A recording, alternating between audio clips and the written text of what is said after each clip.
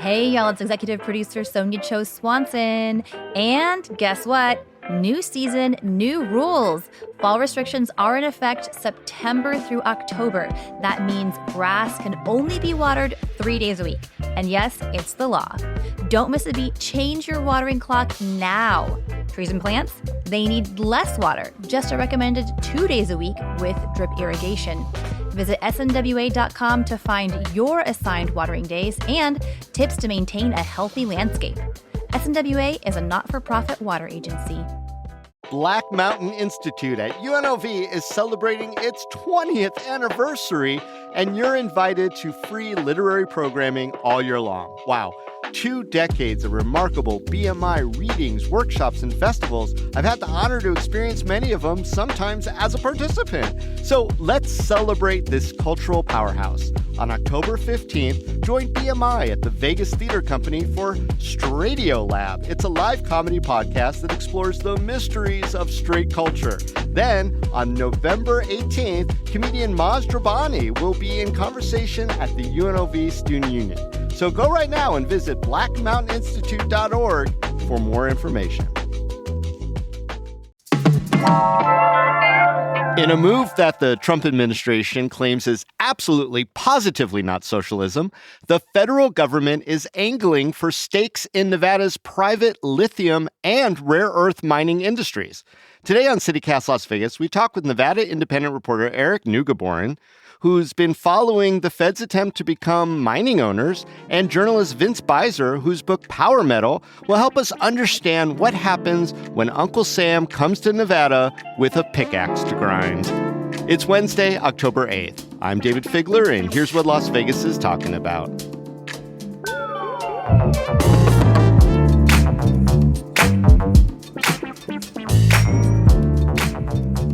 Eric and Vince, welcome to CityCast Las Vegas. Hey, thanks. It's great to be here. Thanks for having us. Well, Eric, I want to start with you. Can you explain what moves the federal government just made in both Nevada's rare earths market and lithium? Yeah, so the U.S. government in recent weeks and months has struck deals with 2 companies that are really critical to the country's efforts to mine both lithium and rare earths. The most recent one of which was the U.S. government secured a 5% stake in a company called Lithium Americas, which is behind a really massive lithium mining project in northwestern Nevada. And the government, as part of the deal, not only received 5% stake in the company Lithium Americas, but also 5% stake in that project itself. And then a couple of months ago, the U.S. government also secured a stake in what is called MP Materials, which is a company that is based about 50 miles outside of Las Vegas and has a massive rare earths mine right outside of Nevada in California. How precedented or unprecedented is this, Vince? It's not totally unprecedented, but it is pretty far out there, right? I mean, Eric breaks it down in his article. But basically, in the past, the federal government has taken a stake, an ownership chunk of various really important industries, like during wars, right? During the First and Second World War, they took over, or they took a stake in, certain kinds of manufacturing that were important to the war effort, that kind of thing. And then, of course, during the Great Recession, we saw significant government intervention in private company operations. But what we're seeing now is a real trend. These are not the only deals that have happened in the last couple of months in regards to the U.S. government wanting a stake in private companies. And it is not necessarily maybe the huge crisis that we may have seen during the Great Recession and World War I, World War II. This is peacetime. And well, not according to our administration. Everyone's at war. There's a global economic war. There's domestic war. There's war wherever you see. We had to change the name of some of our departments to make them more war friendly. I guess you're right when you put it that way. Since we're at war with Portland and we're at war with Chicago and we're at war with fishing boats off the coast of Venezuela, I guess it makes sense in that context.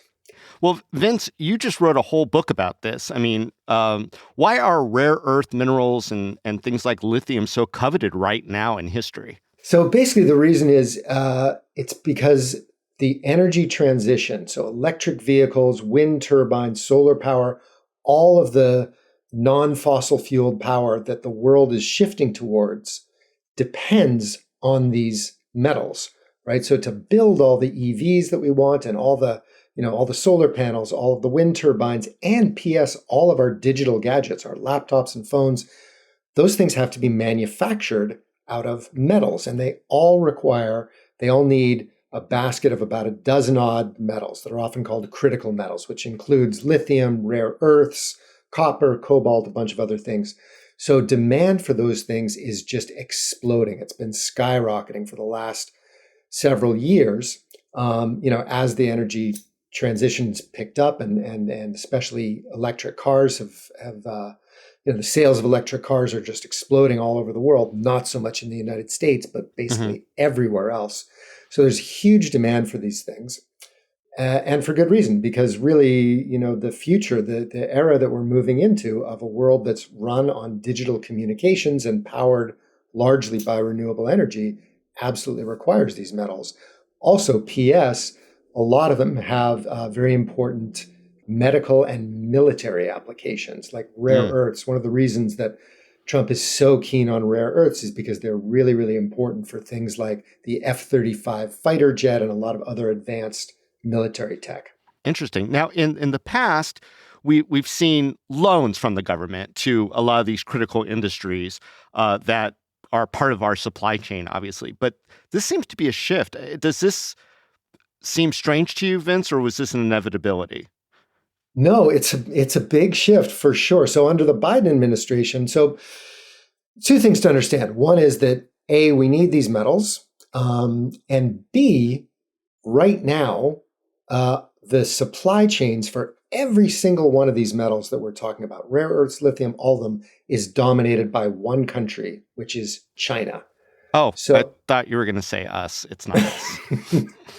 Not anymore. No, not for a long time. The U.S. used to be the number one producer of all these metals, going back about 100 years or so. But just like we've offshored, all of our other heavy industries, steel making, car making, clothing, everything else, we offshored most of our mining and metal processing. And China seized that opportunity. They saw this coming a lot sooner than we did. So like I say, every single one of these metals, the supply chain is really dominated to one extent or another by China. And that's a big problem, obviously, for the United States. That's part of why the military is so concerned about it. So the U.S. the U.S. and the whole Western world has really only just sort of woken up to this in the last few years and started trying to do something about it. So under the Biden administration, their approach was they poured billions and billions of dollars into things like loans and grants to support private companies, including Lithium Americas, including MP Materials, the guys who mine the rare earths, loans, grants, that kind of thing. Trump is definitely taking it a whole step further and getting the U.S. government actually invested in owning these companies, which is that is the opposite of free market capitalism, right? That's the way that they do it in China and a lot of other places. It is, with some exceptions in times of crisis, like Eric was just talking about, that is not something that happens in the United States. And people may be wondering, why would a company like Lithium Americas just agree to give the U.S. government a share of its operations? And it goes back to what Vince was mentioning in terms of this whole loan process. The U.S. government under the Biden administration gave a $2.3 billion loan to Lithium Americas, but that loan had not actually been released yet. So this new government ownership situation was part of the deal to release the first part of that loan. So it was a transaction of sorts where the Lithium Americas got the first part of that loan and the U.S. government is getting a stake in the company. Well, they basically the Trump administration basically strong-armed Lithium Americas into it. They were like, oh yeah, we've promised you this loan that you're depending on, that you can't move forward without. But you know what? If you want this loan, we got another extra little condition. You got to give us 5% of your operation. Wow. That sounds very, I don't know, as a student of Las Vegas, Vince, the movie I'm thinking about might be Casino or even The Godfather Part 2. Should definitely, ring some bells for your for everybody there in Las Vegas.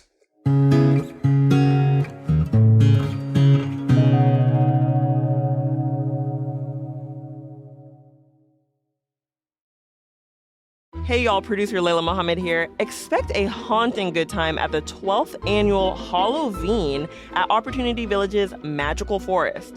The outdoor, all-ages theme park is open throughout October. Admission includes rides, the Magical Forest Cemetery Walk, the Forest Express train, nightly entertainment, and trick-or-treat stations. I'm also super excited for the goodies at this year's holiday shop and retail kiosk. Plus, you can make a night out of it and enjoy dinner at one of the many food outlets at Halloween, including, and this is my favorite part, a beer garden, open select nights for the 21-plus crowd. As one of the primary fundraisers for Opportunity Village, attending Halloween directly supports people with disabilities in Southern Nevada. This year, Halloween is open from October 10th through the 12th and October 17th through November 2nd. Tickets are $25 and can be purchased online at www.halloween.org. That's Halloween with a V. Stay updated with the nightly hauntings by following the event's social media accounts on Facebook and Instagram at Magical Forest OV. Hey y'all, it's executive producer Sonia Cho Swanson, and it is fall road trip season. So if you're headed up to Utah, make sure to check out Black Rock Resort. It is a luxury hotel just outside of Park City and 15 minutes from Main Street. All of their suites have full kitchens and laundry. And for dining options, they've got Overlook Restaurant and On the Rocks Bar right there on site. Let's talk about amenities.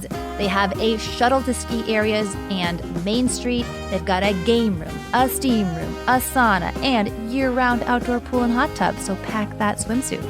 Plus, Black Rock Event Center is opening in November, and that's a new NHL-sized ice arena, which is home to the Utah Outliers team, but they're also going to be having concerts there as well, so check out their events calendar. Visit blackrockmountainresort.com and use promo code CITYCAST, which will get you 20% off, a $50 resort credit, and, best of all, 2 p.m. late checkout. That's blackrockmountainresort.com, promo code CITYCAST. Eric, why is there a hyper-focus on us? I mean, what is Nevada's role in this whole geopolitical game of chess or checkers or Yahtzee, whatever it is? Yeah, well, a lot of it comes down to where lithium is located, and Nevada is a hotbed for lithium deposits. It's not something that every state in the union has by any stretch, and the project in northwestern Nevada near the Oregon border is what officials hope and expect will be the world's largest lithium mine. So it's a mostly geographical situation where if the United States wants to stave off China and wants to really increase its production of lithium, it's going to have to do so in Nevada. How much money, if you know, does Nevada rare earth mineral mining and lithium mining produce for corporations every year? And I'm wondering how much of that goes into Nevada state coffers. Yeah, so the data isn't as clear in terms of money just specifically from rare earths, but Nevada obviously has a significant mining industry. And it was reported that in 2022, the U.S. Geological Survey said that Nevada's non-fuel mineral production was about $9 billion. So quite a hefty portion of cash. And there's also... constitutionally, we're not allowed to tax mining too much. So are we just basically giving up our underground for the greater geopolitical cause and not getting much here? Is there anything we could do? What's going on, Eric? I'm scared. I'm scared. The Nevada Mining Association has actually said that in 2023, there was $410 million in annual taxes paid by the mining industry. And those come from a variety of sources, sales and use tax, property tax, but definitely pales in comparison to that billions of dollars worth of money generated for just nationwide. Yeah. I mean, mining has always obviously been a big part of Nevada's economy, and especially that of Northern Nevada's economic contribution to the state coffers. But, you know, it's no baccarat. It's no gambling. So how could places up north like Thacker Pass in particular shift, you think, the balance of power between Northern and Southern Nevada? Yeah, there's Definitely the potential for a shift. There was a study done actually by UNR recently that looked at the potential economic benefits of the Thacker Pass project. And it found that there could be more than $2 billion in annual revenue once the project really gets going for the state. And it's mostly concentrated in that county because it's going to create hundreds of jobs in that county, which is pretty sparsely populated as is. So it would definitely be a boon in that northwestern enclave of Nevada, and is really critical to the government's efforts to make Nevada not so dependent on how much baccarat winnings are in a given month. Yeah. I mean, Vince, let's go big picture. How does a giant lithium deposit like the one that's expected out of northern Nevada play into today's shifting geopolitical power dynamic? So I got to say, I mean, to put it mildly, I disagree with President Trump on pretty much everything, but one of the exceptions is this attention that he's putting on to critical metals, because I really do think it's super important, not only for the energy transition and to stave off climate change, but also because like the power that China has in the world today really scares me, and I think that we need to balance that out. So Thacker Pass is one piece in that chess game, right? The U.S. and Western Europe and Canada are all trying to boost their their involvement in critical metals, the amounts that we mine domestically and also refine and all the rest of it. And Thacker Pass it's supposed to be a really huge lithium deposit, so it could actually take us, it could be a significant card to sort of bolster our hand against China. Even more significant is the rare earth mine, because rare earths is a place where China really has a lock. And rare earths, we should just spell out actually. So lithium. Yeah, I was going to ask. Yeah, the main reason we need lithium is for batteries. Basically, any kind of battery in your electric vehicle, in your Tesla, in whatever it is, it's a lithium ion battery. It's got tons of lithium in it. But also really anything that runs without a plug these days has a lithium ion battery. Your phone has a lithium ion battery. Your laptop, your cordless toothbrush, your power drill. There's these batteries in really practically everything. So there's my robot companion lives off of lithium, constantly begging me for more lithium. I wasn't going to get too deep into your private life, David, but whatever happens between you and your robot companion, that's just fine. We just go for picnics in the park. That's all, sir.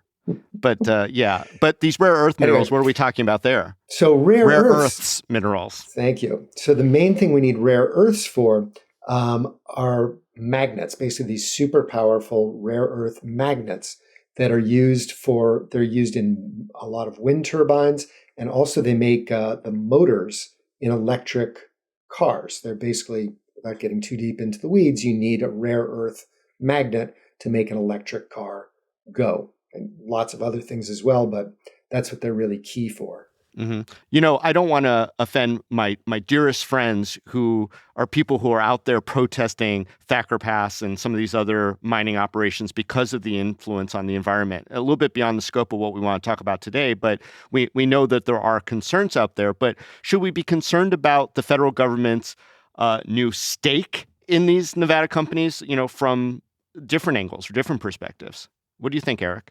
Yeah, I think I talked to a couple of economists in Nevada who had some concerns about these kinds of arrangements. And the biggest concerns that they had is, when does it end? The U.S. government obviously does not have stake in the auto companies that it had a stake in temporarily during the financial crisis. Mm-hmm. And there's not really an end date in sight. The economists I spoke with were hopeful that once the balance of power is a little more level in the lithium industry or in the lithium market, then maybe the U.S. government will no longer have a stake in the company. But the jury is still completely out on that. That was the top concern. I'm curious if Vince has any other concerns just from a academic perspective. Yeah. Well, I'm not an academic, so it's hard for me to take an academic perspective. But no, I totally agree with you. I mean, I think there are lots of reasons to be concerned. Insider trading, the government steering contracts to these companies, giving them favored status. There's, abundant corruption concerns. All that said, I got to say, for me personally, I don't think it's such a terrible idea. When I first heard about it, my reaction was, oh my God, this is Donald Trump trying to take over yet another thing, the way that he wants to dominate and control our media and, practically everything else. But it's the US government that would own a stake in it. And that's pretty common practice in lots of other countries, or it has been historically, right? Saudi Arabia. It does get called socialism, to a certain degree. And, the Trump administration has, I don't know, maybe ventured into the waters of hypocrisy, claiming that everyone is a socialist and not them. And now here they are getting involved in owning private companies. You shock me. You shock me with your suggestion, sir. Hypocrisy from the Trump administration? I am appalled. Are we saying here, Mr. Beiser, that if there's a good, reliable, uncorrupt government, it's not so bad to control some of these industries, but there is a risk that we don't have that good government or checks and balances, say? Yeah, that's what I'd say. I mean, personally, I've got no problems with socialism. It is socialism. It is definitely 100% state socialism, what they're talking about. That's what they do in China. That's part of the reason that they've taken such a dominant position with all these industries, because the government is very much involved in helping them out and boosting them up and sharing the proceeds and all the rest of it. And it's worked out great for them. Given the proper safeguards and regulations and all the rest of it, it's not going to be a perfect system, but in principle, personally, I don't have a problem with it. I will say that the through line in the U.S. government's increasing activity to own companies is China. There's also a share in the chip making company Intel. They're going to get a share of revenue of chip sales from NVIDIA. Right. So it's not like they're just picking companies out of a hat and deciding which ones to take a partial ownership in. There does seem to be some kind of pattern. I just can't resist reminding everybody that when Obama was in power, and they were putting money into a bunch of solar power companies. There was a famous one called Solyndra that the Obama administration put something like $500 million into. The entire Republican Party jumped up and down and screamed, "This is socialism. This is picking winners and losers. The government has no business doing that." The Trump administration is doing exactly that now. Nevada will be paying some environmental price for this increased mining activity. And I understand it's for the greater good of American industry and the military might and all that. But, where does that balance lie, and where does fairness come into the equation? So I want to just sort of push back on the way you just framed it, David, because it's not, we don't only need lithium and rare earths for, America's national security. We also need them for the energy transition, right? This is really the big paradox about renewable energy, is that we've got to transition off of fossil fuels and onto solar and wind and electric vehicles, right? To save, because of the biggest environmental crisis we face, which is climate change. But we can only do that if we mine a certain amount of metals to build all that stuff. And that is going to cause some environmental damage. There's just no getting around it. So it's definitely a trade-off, but it's not just a trade-off. It's not just that, we're sacrificing the environment for the military's needs. We're actually sacrificing this sort of this particular area, the area around Thacker Pass, is going to be ruined, right? It's going to be dug up and trashed. But that needs to happen in some places so that we can build solar panels and wind turbines and get off of fossil fuels. So it's a really tricky balance to strike, but we've got to understand that there is going to be a price to pay for transitioning to renewables. There's no getting around it. We can limit that cost. We can do everything in our power to keep those costs to a minimum, but there are going to be some trade-offs. Mining has to happen somewhere. And there have been efforts by environmental groups and Native American tribes to stop construction on this project. But those lawsuits haven't gone anywhere. They've been struck down in court. So the project is full steam ahead. But like Vince was saying, there is going to be effects on this area, and there are 3 Native American tribes who hold the site as a sacred site where Thacker Pass is located. So it's a cost-benefit analysis, and a matter of what, in the grand scheme of things, what is the bigger payoff. Yeah, there's another case, actually. This might be going too deep into the weeds, but there's another lithium mine that they're trying to get off the ground there in Nevada. It's at a place called Rhyolite Ridge. And that was held up for a long time because of environmental concerns. And the main one was there's this little tiny grass that grows there. It's called Team's buckwheat. Yeah, we've talked about the buckwheat on this very podcast. Yeah. So to me, that's a great encapsulation of the whole, clean energy versus local environment debate, because it's like, this little bitty grass, but we don't know what the impact is on the ecosystem sometimes until generations later. That's true. We don't. But we do know that climate change is happening right now, and it's really bad. And as Americans, we're not giving up our phones. We're going to stockpile the newest one over the newest one over the newest one. We're not going to go bicycling. We're going to keep buying cars. I mean, it is on us, isn't it? Well, speak for yourself. I live in Canada. Oh, you do. Well, Vince, Eric, I really appreciate both of you coming on to explain this very complicated but important issue to Nevada. Thanks for coming on CityCast Las Vegas. Thanks for having us. It's tons of fun. Thanks for having us. And before you go, Vince is giving a talk at UNLV today, October 8th at 4 p.m. The event is called The Dirty Secret of Clean Technology. We'll post a link to it in our show notes.